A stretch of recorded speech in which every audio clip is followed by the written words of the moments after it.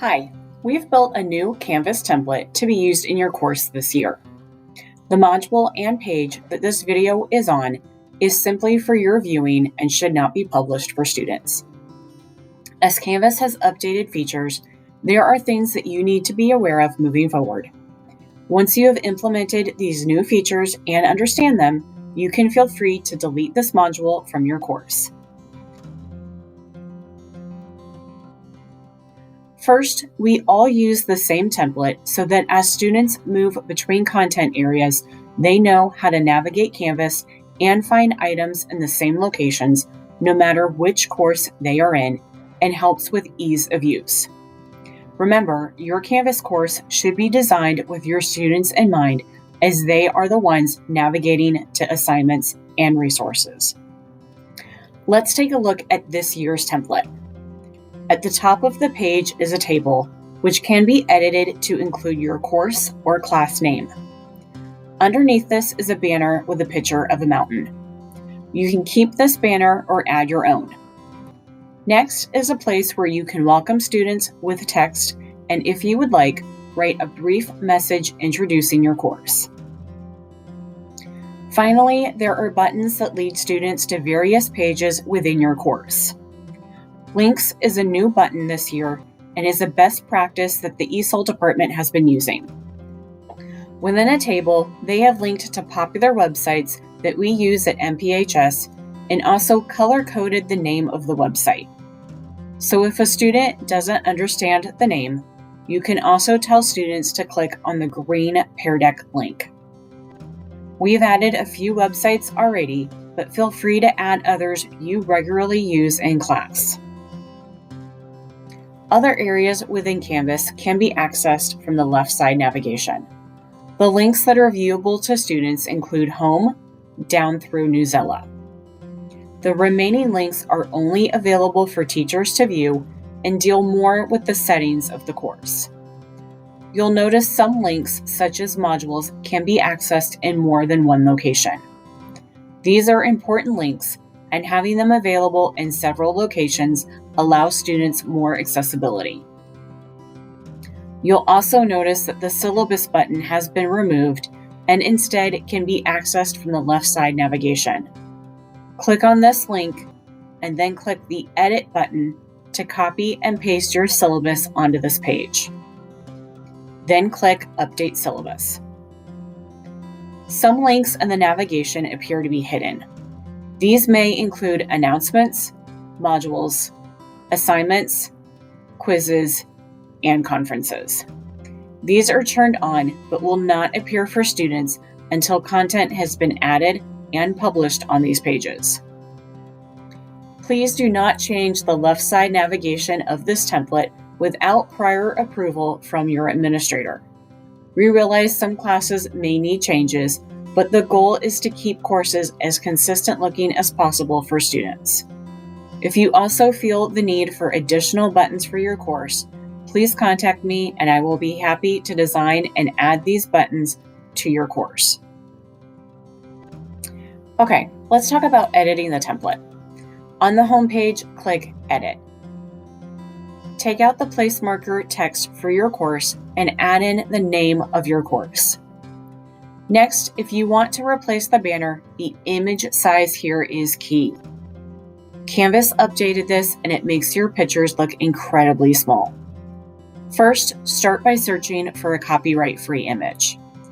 Unsplash.com is a great site to use for this, and it's now been integrated into Canvas. Click on the image icon in the toolbar and select Upload Image. Click on Unsplash and search for an image and select it, and then click Submit.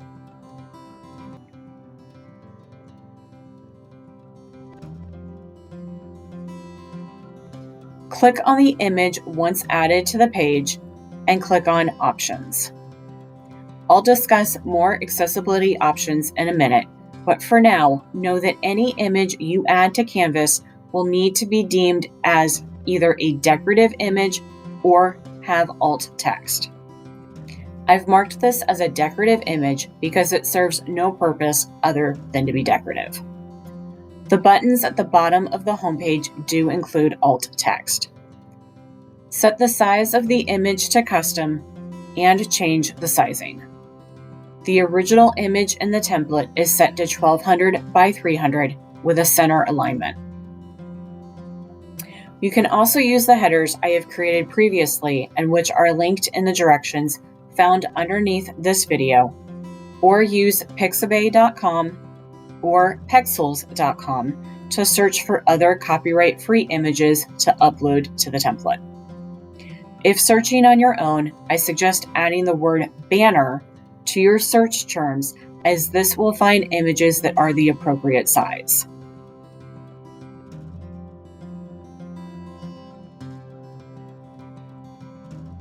If you are using the Google image search, click on Tools and then Usage Rights, and use one of the rights labeled for non-commercial use.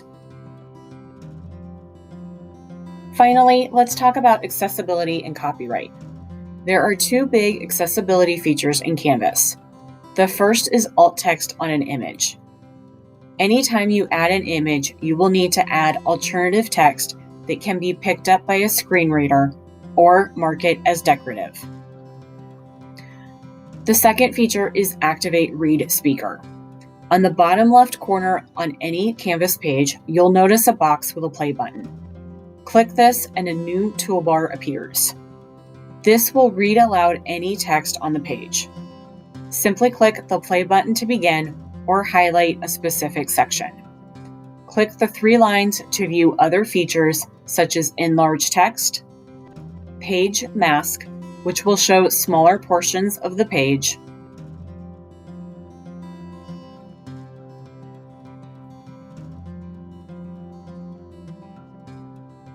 and download the audio as an MP3 file. You should also be aware of two other accessibility best practices.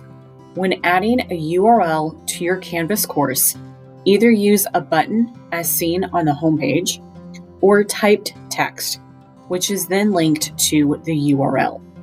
Please do not use the raw URL, which is long and often confusing. To emphasize text, use the bold style and avoid using an underline. Underlining on a digital page or website often indicates a URL link and again can be confusing. When adding text, images, or resources to your Canvas course, make sure the content is copyright free. If you need additional assistance with this, please talk with our librarian, Carolyn Frankenberger, our media specialist, Andrea Barbuzza, or myself. If you have any questions about how to use this template, please email me at darcy.priester@mpark.net.